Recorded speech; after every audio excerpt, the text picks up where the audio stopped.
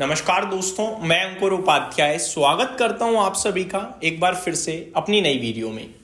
दोस्तों, आज सबसे ज्यादा कोई गिरा है तो वो है पीएसयू बैंकिंग क्षेत्र, जो लगातार आउट परफॉर्म कर रहा था।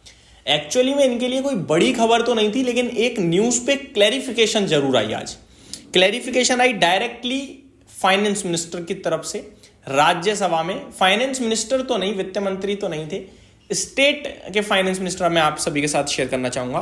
एग्जैक्टली क्या अपडेट है वो आप सभी को पता ही होगी, लेकिन उसका इंपैक्ट जितना आया है क्या उतना आना चाहिए। मिनिस्टर ऑफ स्टेट की तरफ से एक अपडेट आई है फॉर फाइनेंस, जो कि पंकज चौधरी जी हैं। क्या अपडेट है वो मैं बताता हूं। पहले एक बार पीएसयू बैंकिंग क्षेत्र की बात करें तो आज इंडेक्स 3% गिरा है, बड़ी गिरावट है।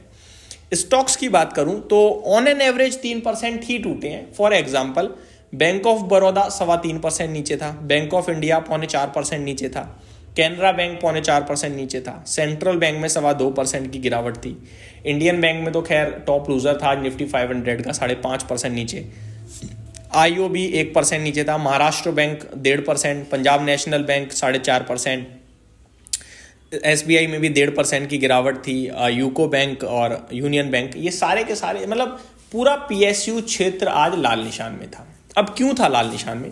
यहाँ पे अपडेट ये थी कि जो मिनिस्टर ऑफ स्टेट हैं फाइनेंस के पंकज चौधरी जी, इन्होंने क्लियरिटी दी जो रिपोर्ट, जो रूमर्स बाजार में चल रहे थे करीब आज से 4-5 महीने से, वो क्या अपडेट्स थे वो मैं एक बार बताना चाहूंगा। रूमर्स चल रहे थे कि जो सरकार है वो सरकारी बैंकों में एफडीआई की लिमिट बढ़ा सकती है।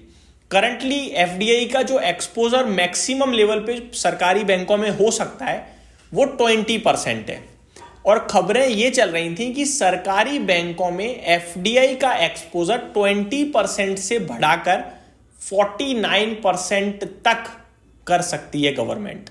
यानी कि इतना अनुमति दे देगी, अगर आपको किसी सरकारी बैंक में ज्यादा इंटरेस्ट है तो आप 49% तक अपना स्टेक लेकर जा सकते हो।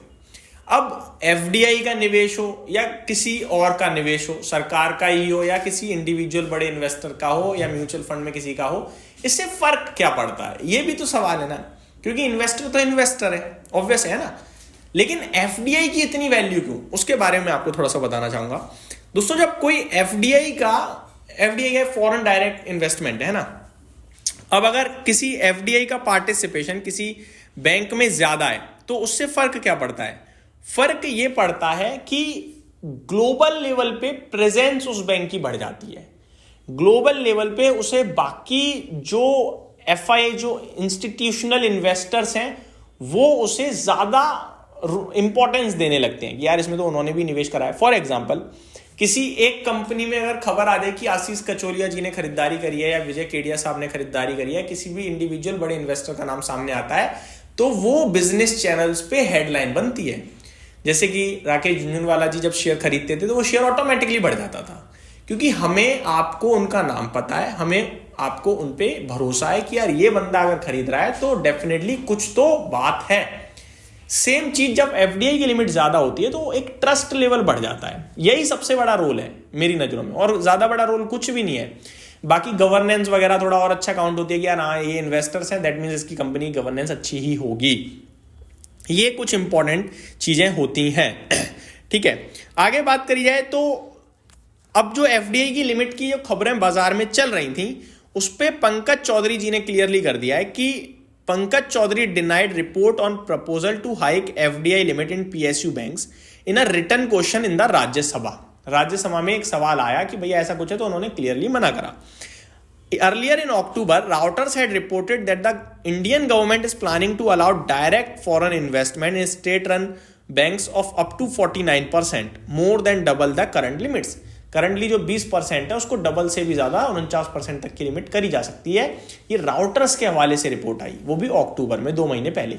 उसे क्लियरली अब मना कर दिया गया है, और बस यही एक कारण था जिसकी वजह से घटता हुआ दिखाया आज पूरा पीएसयू क्षेत्र। अब आप मेरे को बताओ, क्या ये सही रीजन है स्टॉक घटने से?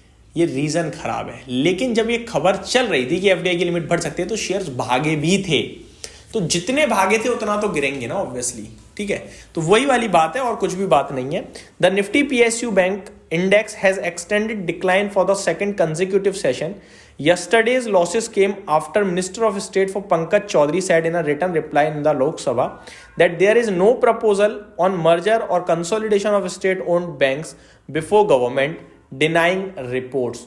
ये सारी की सारी अपडेट आते हुए दिखी हैं, जिसके बाद आज बाकी आपको कोई डरने घबराने वाली बात नहीं है कि यार ये स्टॉक टूट गए, जिसमें आपका भरोसा है आप बने रहिए।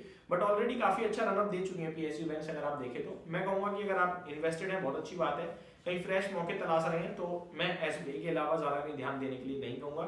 या तो एसबीआई में दीजिए या फिर पीएनबी वगैरह भी वैल्यूएशन टर्म्स में बहुत रीजनेबल है। यूनियन बैंक में तो एक अच्छा मूव आ गया है। तो ये मेरी तरफ से अपडेट थी, उम्मीद करता हूँ डिटेल्स पसंद आई होंगी। Thank you so much for watching this video, have a great day guys.